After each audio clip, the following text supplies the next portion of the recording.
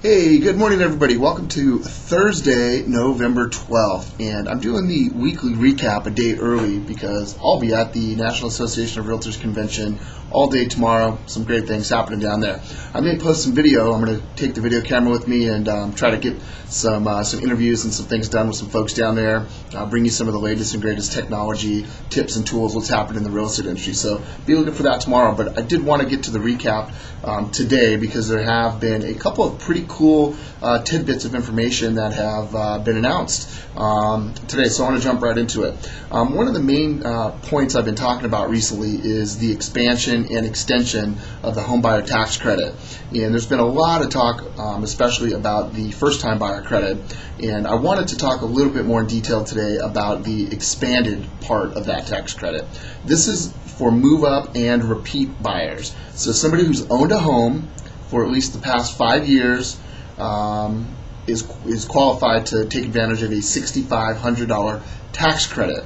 And I wanted to kind of break this down for you guys because there's a lot of confusion around this issue. And you can go to www.federalhousingtaxcredit.com for more information. Federalhousingtaxcredit.com. They have a great Q&A up there, but I want to talk a little bit about that move-up repeat part of it. So who is eligible to claim the $6,500 credit? And basically qualified move-up or repeat home buyers purchasing any kind of a home are eligible to claim the credit. What is the definition of a move-up or repeat home buyer? Well, the law defines a tax credit qualified move-up home buyer as a homeowner who has owned and resided in a home for at least 5 consecutive years of the past 8 years prior to the purchase sale. And you do not need to buy a more expensive home to take advantage of the credit. The amount of the credit is determined either by 10% of the purchase price up to $6,500.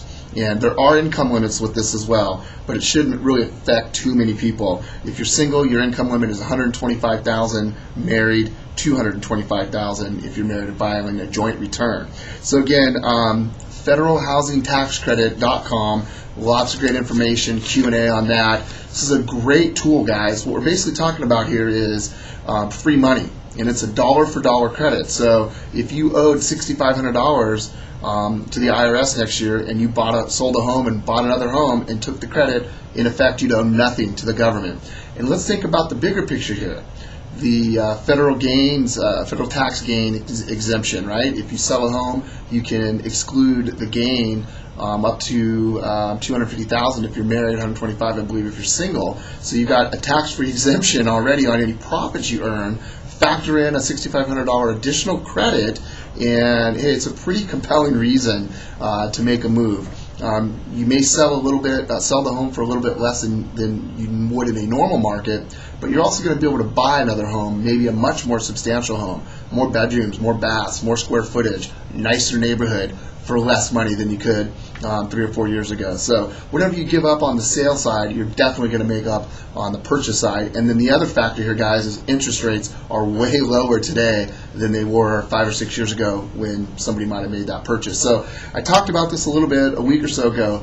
Get with anyone you've sold a home to in the last 6, 7, 8 years, or at least 5 years ago, going back, and let them know about this. You've got a great opportunity here and something we really need to be talking about.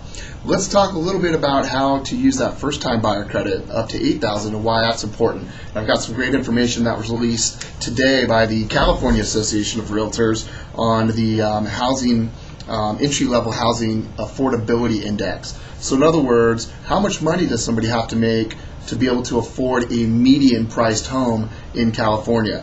The median price, guys, in California right now is $247,150.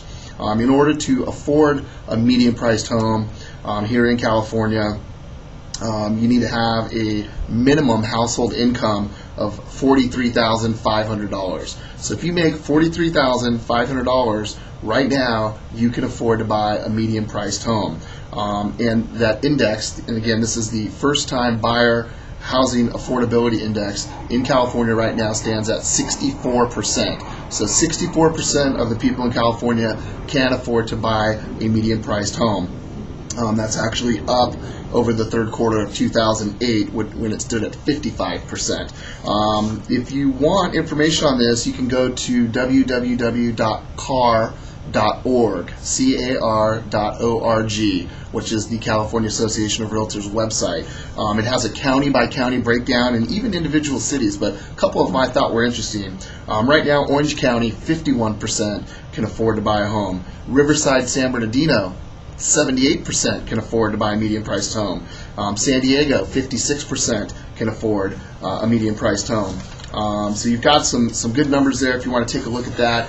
And again, if you earn $43,500, you can afford to buy a medium-priced home right around $248,000. So some good news. If you're in the market, get with the lender. Call one of our realtors to get some assistance, some guidance. There is property out there. Hopefully, we're going to see some more inventory hitting the market, which we desperately need. But it's all in all a pretty good time to buy right now when you factor in the credits, and it's a great time to sell now with that new credit, along with the capital gains exemption and the low interest rates that you're going to see right now. So that's the weekly recap. If you're anywhere near downtown tomorrow, definitely stop by the NAR convention, San Diego Convention Center, and then at 5 o'clock roll on over to the Tivoli Bar and Grill, 6th and Island. We're having our unofficial NAR mixer. Going to have a great crowd. We'd love to see you guys. Until next week, Jason Lopez, realestate.com. Take care.